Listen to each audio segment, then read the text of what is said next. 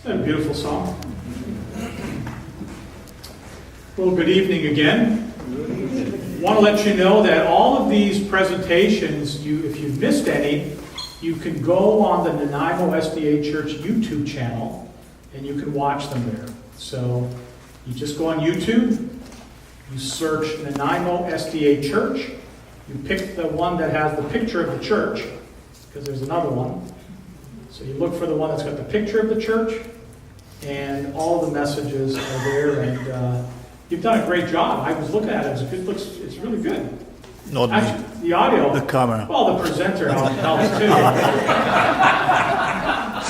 You know what? I was worried about the audio, but the audio's good. It came out, it came out really good.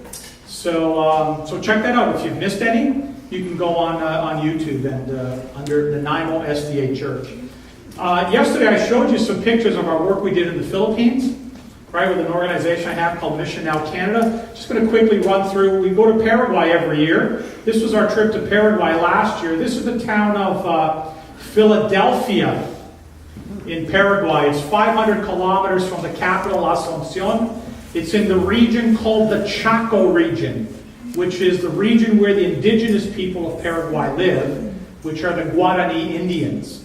And this is, like I said, it's a Mennonite community. Interestingly enough, it's a town of about 12,000 people established by the Mennonites. About 30 kilometers away, in a place called Newland and Loma Plata, there is a community of Canadian Mennonites that are fluent in English. As a matter of fact, former Defense Minister Vic Taves was born in Philadelphia, Paraguay.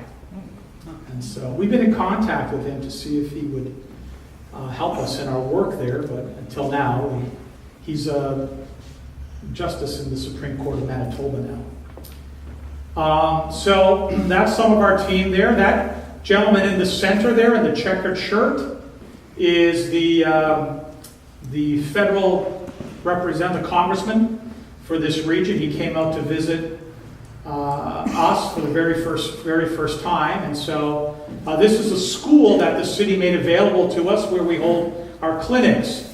That gentleman, that's myself in the blue, that's Alan Heacock with that ugly jersey there. Just a joke. And then it's Dr. Jim on the end, and then the gentleman in the white shirt and the gray pants, that's the mayor of Philadelphia, who is a wonderful, wonderful guy. And this is a dinner that they took us to. This gentleman right here is the governor of the state. And so he had just been elected on August the 15th. We were there August the 22nd. He had been 1 week in power as the governor, and he had heard about these Canadians that come out every year, and he came out to see us. And, I was telling somebody, politicians are politicians, right? And he said, listen, if you need anything, you just let me know. And we thought, all politicians say that, right? Well, about halfway through the clinic, we ran out of some medications that we had a pediatrician and 2 general practitioners. And we had bought a considerable amount of medication, which we give away all for free. But some particular things we had run out. And they called me and they said, hey, Bill, listen, we're out of this medicine and this medicine. And I said, okay, let's call the governor. Didn't he say, you need something? Well, let's call him.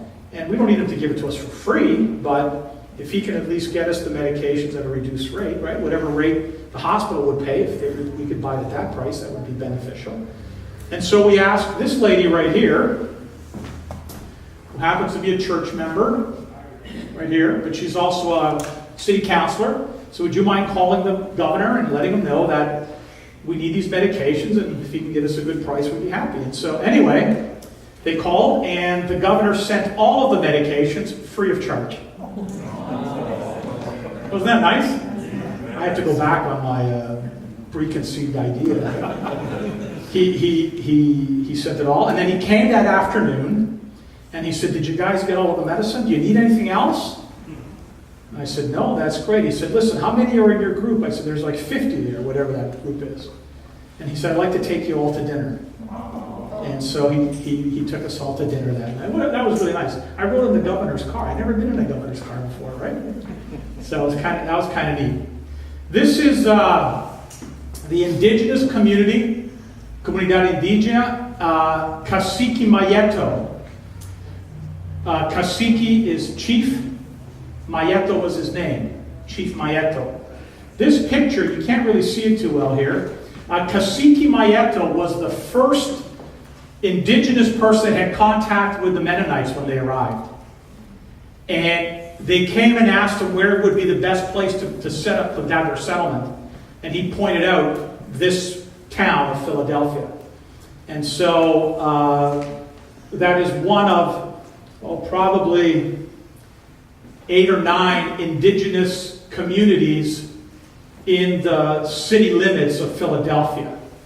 So what we're looking at here, this is from the indigenous community, and that's going out to the main road. It's like 255 meters long, almost 700 feet, I think. 750 something feet.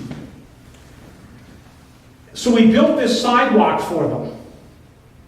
Now why? One of the big problems here in the Chaco region is there is a very high level of salt content in the soil. We were digging down 8 to 10 centimeters to pour for these sidewalks, and we were hitting salt. The groundwater is salt water, which makes it very difficult. There's a huge shortage of water there. That's one of the reasons that this area is so impoverished. They have to collect rainwater.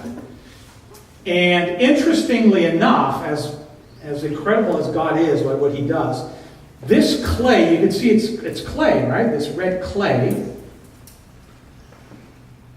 You can only find this type of clay in this region. It doesn't allow the water to penetrate too deep into the soil, because if it did, it would bring all the salt to the surface and kill all the vegetation. So the water doesn't penetrate very deep. The problem is with that, when it rains, it is muddy. So you can imagine you're in a community 700 feet from the main road. In the rainy season, how do you walk in and out? And so we asked them, what do you need us to do? Well, how can we be of assistance? And they said, would you build a sidewalk? We put it on Facebook. It's funny how people, right? So somebody writes on Facebook, I can understand how you take doctors and dentists, but a sidewalk? That's a first world problem, right? Like that's first world situation. You don't think about the sidewalks you walk on, right? But can you imagine these women doing grocery shopping or these kids going to school, schlepping through all of this mud? So we built this sidewalk. We built it in 4 days. Yeah, it was a lot of work. We had a couple of mixers like that, and look how dusty it is. It is incredibly dusty. Everybody gets in on the work. Those are volunteers. Even the pastor gets in, and everything done by hand. A little tired and hot. I've done quite a bit of that kind of work. Beg your pardon? I've done quite a bit of that kind of work. So have I. So have I now. We could use your help there in Paraguay. Everybody gets involved. We saw this guy driving by, and we asked if he'd come out and level something. He did. We gave him $12, and he was so excited.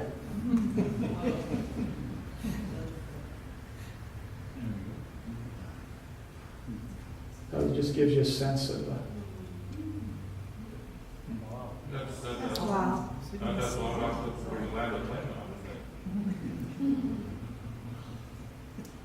That's pretty far, right?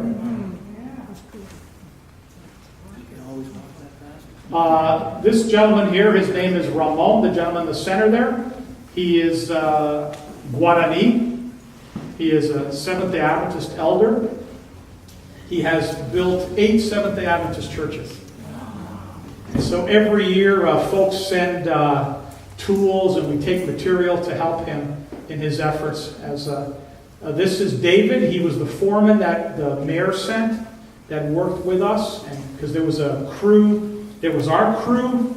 There was a crew from the city, and there were 12 young men from the indigenous community. So all of us were working together to get this project completed. So that's Dr. Jim and his wife. You see them there? That's at night leaving the... That's not fog. Yeah. That's dust. Wow. From that soil that, Yes. that dried up. It's just dried out. It just blows everywhere. This is the Seventh-day Adventist Church in Philadelphia, the first Seventh-day Adventist church that we helped build a couple of years ago. That's on Sabbath morning in the church.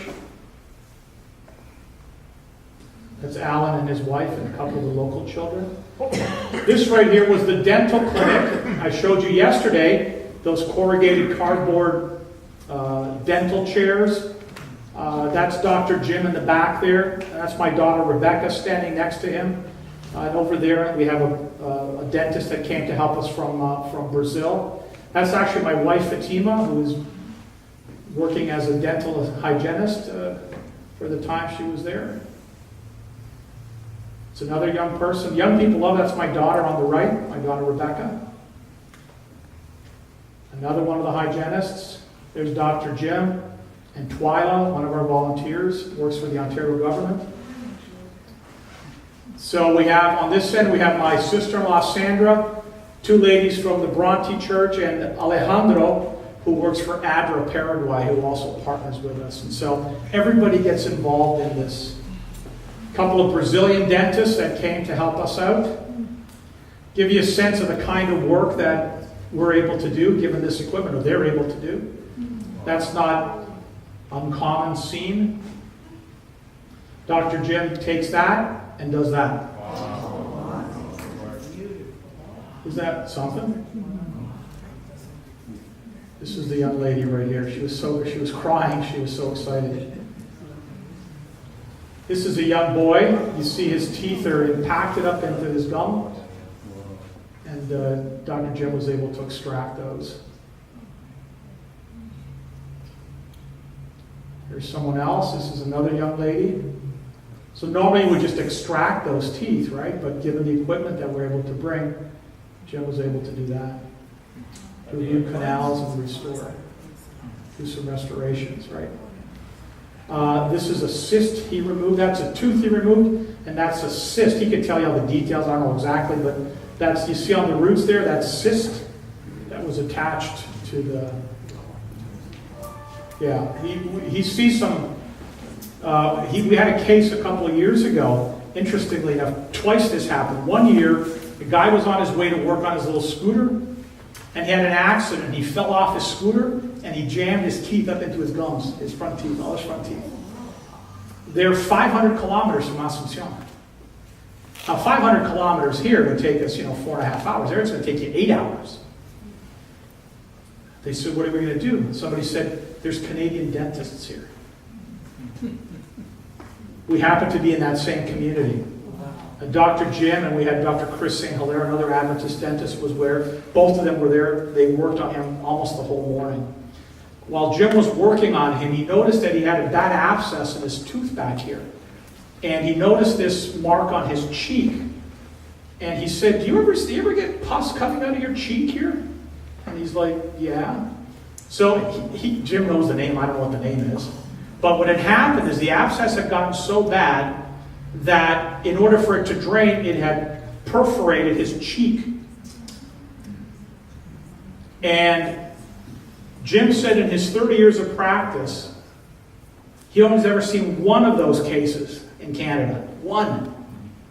The 1 week he was there, he saw 3 of those in 1 week. He said that man must have been in excruciating pain. He removed the abscessed tooth, cleaned it up, gave him antibiotics, right? And he said the issue would have been solved. But he estimated it must have been like that for maybe 20 years. Yeah. So there's the whole dental team.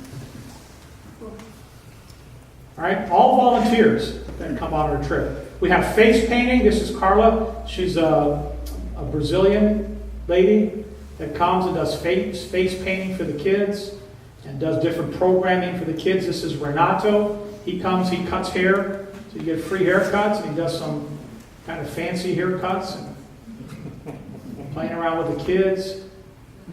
All All right. There's some guys that came from Calvary with us. There's Headley, who's a retired nurse from Calvary. He comes every year with us. There's Jeremy taking some pictures. There's the children in one of the indigenous communities playing games. We had an Olympics, that's them receiving their medals, distributing clothing. We took about 400 pounds of clothing with us to distribute. One of our volunteers. The medical team. So these are the lady with the red hat. She's from Philadelphia. She's a church member. She's one of our key liaisons there. The lady next to her, that beautiful lady in the black pants there in the dark hair, is my wife. And that's Mario, the next fellow. He's a member of my church. He's Brazilian. He's a police officer from Brazil who immigrated to Canada.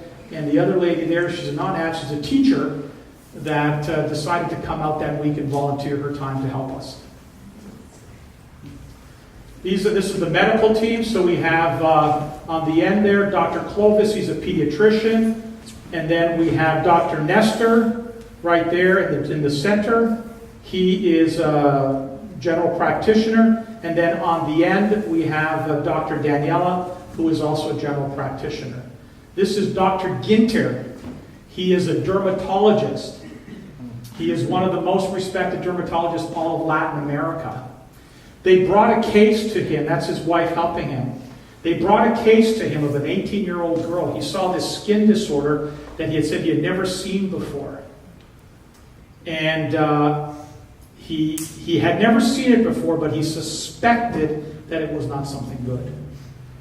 And he talked to this young woman, 18-year-old woman, went to her home and asked her parents if it would be okay if he took her back to Brazil and conducted all kinds of exams to see if they could figure out what was wrong with her. And so at his expense, he took her back, and in fact, the situation is not a good one. But at least she knows, and there's a protocol now that they're trying something to try to heal her. That's Dr. Daniela. Dr. Nestor with a green star on his forehead. Dr. Clovis, who's the pediatrician. That's Dr. Nestor's wife. She's the optometrist. We gave out, I think, 600 pairs of reading glasses. On our way back into Asuncion, the bus we were on had a flat tire. And so, but as God would provide, we got this flat tire. We heard something go on the bus, and it was a double-decker bus that we had rented. And I think something happened back here. Anyway, one of the other trucks that drove by was pointing back and told the driver, "You got a flat tire." So as he pulls off the road, because he's got this flat, aren't we right in front of a tire shop? Like literally right in front. And the gentleman came over and Alan was helping them. They were able to remove the tire and put a spare tire on. So that's our team that joined us there in Philadelphia.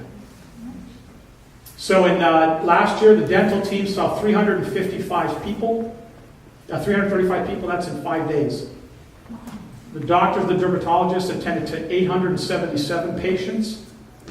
The optometry clinic saw 750 people. And Renato did 185 haircuts. For a total of 2,147 people were attended. In the last 6 years in Paraguay, we built 4 churches. We built a manse, a community kindergarten, and 225 meters of community sidewalk. You communicate with the people in Portuguese, Spanish, or English? Oh, there's a good question. Yeah. It's like the telephone game. Because the indigenous people have their own language, which is Guarani. So most of the dentists and most of our volunteers don't speak even Portuguese. So Adra, like that young man Alejandro, he speaks English and Spanish. Okay? So we'll speak to Alejandro in English, then he'll speak to someone in Spanish who speaks Spanish and Guarani. You with me? And then they'll speak to the patient. So it's a bit of a telephone game. Now, you know, it'll be the 7th year we've gone there, and so you sort of figure out certain words and, you know, and certain gestures that you can communicate, but that's typically how it's done. So the younger indigenous people, the younger folks, they will speak Spanish because that's what they're being taught in school. Is your Portuguese good enough that you can understand Spanish, or? Yeah, I think we have an easier time of understanding their Spanish than they do of understanding us in Portuguese. But you know what? You sort of speak Portuguese with a Spanish accent, or even English with a Spanish accent, and you know, it gets complicated sometimes, but yeah, it's really quite interesting. Yeah. So, I don't know, I thought I would share that with you. Our plan is to go back this year, back to Philadelphia again, August the 21st through September the 1st. That's our website. If you're interested, check it out. This year we're going to build we're going to tear down a garage and put up a classroom that'll be for a music class. The mayor believes strongly in teaching the young kids music, and so they have existing right now, they have a Paraguayan harp class. There's a harp that's typical to Paraguay. They have classical ballet, and now they're going to start a guitar course. And that's what they need, is classroom. And so we'll be raising the funds and building that when we head over in August.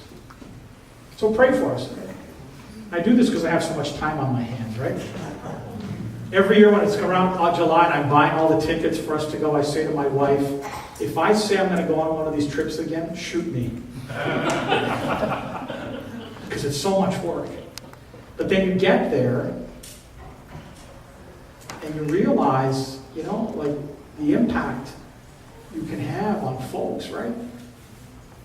And then I feel bad that and we come back and we do it all over again. And so, but think about it. Think about joining us. It's a great trip. A lot of work. Anyway,